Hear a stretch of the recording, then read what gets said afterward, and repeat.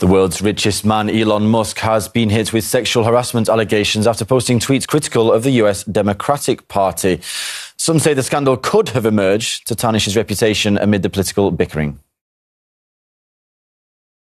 In the past, I voted Democrat because they were mostly the kindness party. But they have become the party of division and hate, so I can no longer support them and will vote Republican. Now watch the Dirty Tricks campaign against me unfold.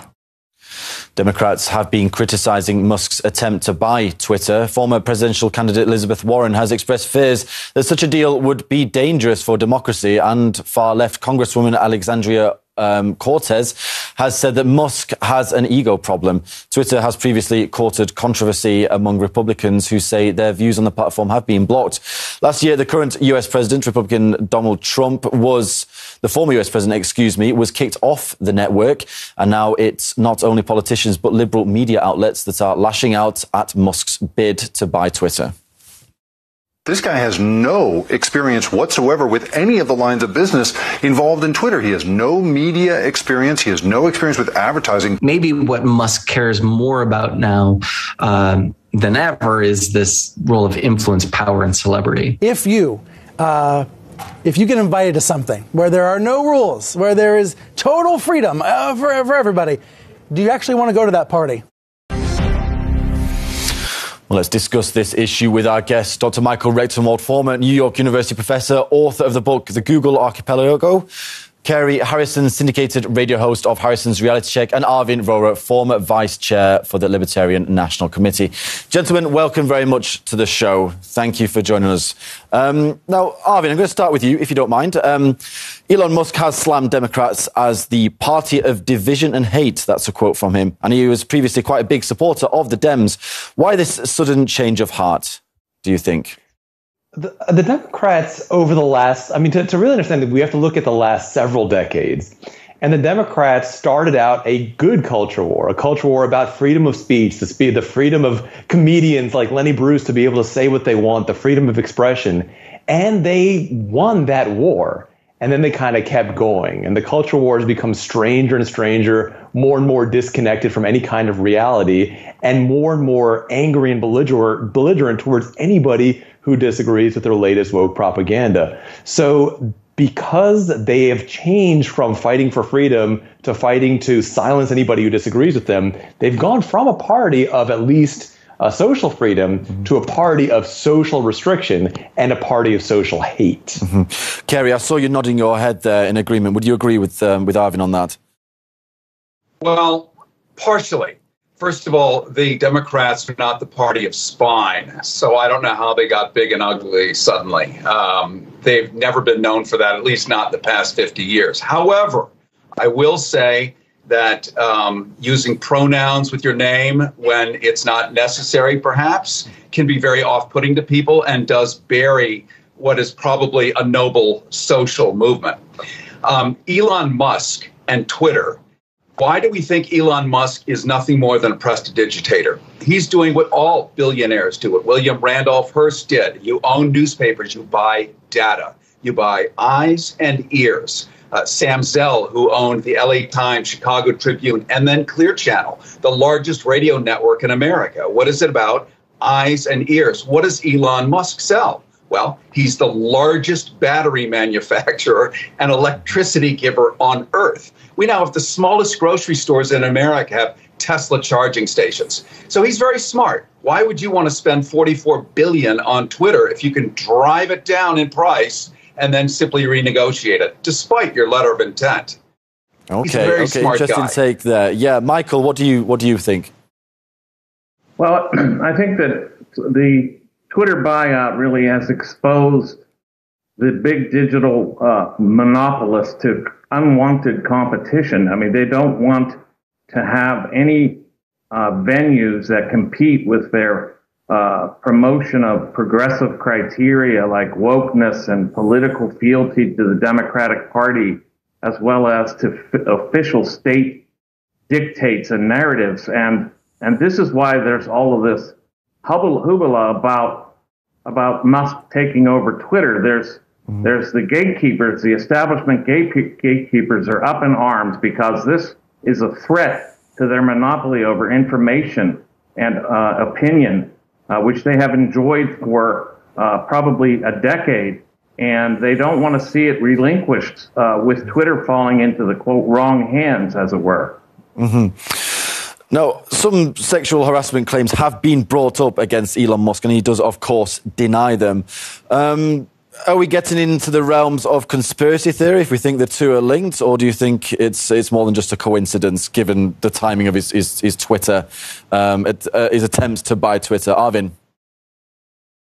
The timing is suspicious as hell. I mean, not to say that's proof that the claims are false, and I think that any claim of that kind against a powerful person should be, taken seriously, should be investigated.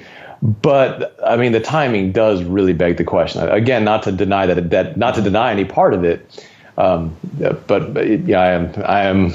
It's something where I am a little bit. Why right now? Why is this the moment? Exactly at the moment when he's poised to challenge the Democratic narrative. Why right now? Cary? Well, I don't think any of us should be shocked that it suddenly happened. Of course it happened. He just went up against a whole political party, half of the United States of America. So it's time for him to get dinged. I have a friend who's a personal pilot in LA, and he flies celebrities to wherever they want to go privately. They don't have to get on commercial jets and deal with the public. And he has a camera in his cockpit just to make sure that the back part isn't on fire or something, and has had a few major celebrities in there who are, should we say, interfrasticating with other passengers of the same sex often. This is perfectly normal when you're in a safe space. Look at Kevin Spacey, who was banned from all the Burke Williams spas in Los Angeles because during his massages, I suppose he would have a nervous reaction. His arm would fling out and grab the genitalia of the masseur. So he's been banned. This stuff is very normal, and especially in California, I could tell you, having lived there for 20 years. Certainly you become a target of these sort of allegations if the more famous that you are. Dr. Michael Rectenwald, what do you make of these latest allegations and the timing? Yeah, I mean, the timing is very suspect, and this is not, it's part of a coordinated campaign to try to destroy Elon Musk after this bid. I mean, the New York Times relentlessly smears Musk. So does the Washington Post.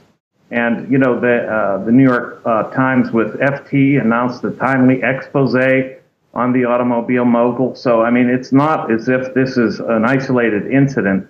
There's a coordinated campaign to drag this man down, to delegitimize him, and to make his buyout of Twitter less likely, or at least tainted, such that the social media outlet becomes something that is deemed degenerate in effect. Now, back to you, Arvin. Now, Elon Musk has early insisted that were he to buy Twitter, it would be a politically neutral site.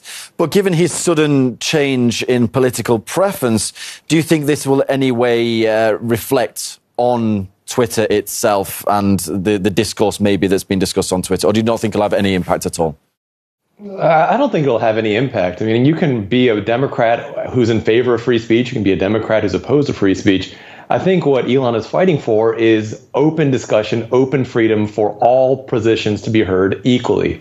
Right now, the way the mainstream media is running and the way social media is running, ideas that are in line with the woke narrative are artificially boosted, causing people to believe that that is the dominant and only thing. And the only way you can start to actually see the differences is if you compare unfiltered media with filtered media. If you compare, for example, a Google search with a DuckDuckGo search, and you start to realize how different these things can be. So, no, I don't think it'll have any effect whatsoever because Republicans can censor just as much as Democrats. Elon's pledge to fight censorship on Twitter and to make it a free speech platform, that's something that is inherently beyond party. Now, Cary, obviously those on the left have criticised the billionaire's attempt to acquire Twitter, claiming that it would even be a threat to public safety and even turn it into a, quote, a hellhole. And some have threatened to leave the platform. But, Elon Musk does say he's a free speech absolutist. Do you think we could see a shift on Twitter now, or do you think it's just going to be a free-for-all? Well, what kind of free speech absolutist wipes out 50% of the country in a tweet? It's not free speech. And wouldn't we be disingenuous to pretend that it's all about Elon Musk trying to do media or create fairness platform? Neuralink, his company, is poised to bridge AI with the internet, with live human brains. This is data mining. It's large. And the more controversy he brings to Twitter, the more people are going to go on it, including me. I want to see what's going on there, including Mildred, who's 95, is going to say, I've been reading about that Twitter. Let's check it out. He is going to cume a much larger audience and come home with the pay dirt. Everything he does is conspicuously contrived and well thought out by that genius creative brain of his. Michael, Elon Musk has said that he would reinstate Trump on Twitter. And obviously, there are a number of people on the right who have been blocked on Twitter. Do you think we would see this effect reflected in other social media sites, Facebook, for example? Yeah, I mean, it's. I doubt that Facebook will go along with the same trend if, in fact, the Musk actually takes over and reinstates Trump. Although I don't think Trump is interested in rejoining Twitter, apparently, because he has his own social networking site, Truth Social. But I don't think you'll see that. In fact, I think one of the things that's being left out of this is that new UN rules and regulations are being mandated or will be mandated that will restrict speech and police so-called disinformation. And so there's a possibility that Musk won't have the opportunity to create this free speech absolutist zone that he hopes to create, because the rules are going to be so stringent, coming from the EU and even from the Disinformation Board, the Ministry of Truth in the United States. Well, that's been suspended now, hasn't it? The so-called Ministry of Truth. Yeah. So no, it's not been suspended. No, it's not. They're simply got rid of the former minister, Cary Poppins, as she's been called, and are putting in place another minister of truth. It'll just be headed by somebody else. Right. Well, we'll wait to see how that plays out. Arvin, do you think that Musk coming out for the Republicans will in any way influence the upcoming elections, or is it or can the Democrats not go any lower in the polls at the moment? I don't think it'll change the results of the election. I think it'll change the timbre of the campaigning for sure. During Trump's 2016 successful election, you had a lot of people who supported Trump, but leading up to the election really kept it to themselves. They were socially afraid to tell anybody that they were planning to vote for Trump. With Elon kind of setting the stage, being this bold voice and saying that, yeah, I'm going to vote Democrat. I'm going to vote Republican. I know it's not popular in Silicon Valley. I'm still going to do it. That kind of emboldens everybody else who's planning to do it anyway. And so I do think it'll change the mood of the campaign season. I doubt it's going to change the results of the election. Cary, some Democrat-sponsored organizations have sent a letter to Twitter's top advertisers calling on them to withdraw support from the company. And they fear that under Musk's management, Twitter could become a platform of misinformation. What do you make of that call? I make that as free speech. And as a free speech absolutist, he should welcome that, because that is free speech. And as we know from Citizens United, our Supreme Court in the United States declared that corporations are people too, and that they're allowed to use money as free speech. And people are allowed to spend where and when they want. So Elon Musk, if he really is a free speech absolutist, should welcome with great joy every move to block money going to Twitter because the people say so. Michael, what's your take on that? On advertisers potentially pulling out over Musk's takeover? Yeah, I agree with Cary. I mean, this is a matter of their discretion, and certainly is perfectly within their rights, and is consistent with the idea that they're able to put their money where they wish, and they can express themselves as they so desire. I don't know that it'll actually happen. I think there has been a lot of rumor about a woke Twitter boycott of advertisers. by advertisers, but I'm not sure that it'll happen. So far, it's just too significant of a social media platform to utterly ban oneself from by virtue of pulling out ads. Well, gentlemen, I'm afraid that's all we have time for. I won't be surprised if we have you on again before too long as the saga continues with Musk's possible takeover of Twitter. That's Dr. Michael Reichtenwald, former New York University professor and author of the book The Google Archipelago, Cary Harrison, syndicated radio host of Harrison's Reality Check, and, of course, Arvind Rohrer, former vice chair of the Libertarian National Committee. Thank you very much for your input today, gents. Thanks, Frank. Thank you. Thank you. That's how the world's looking at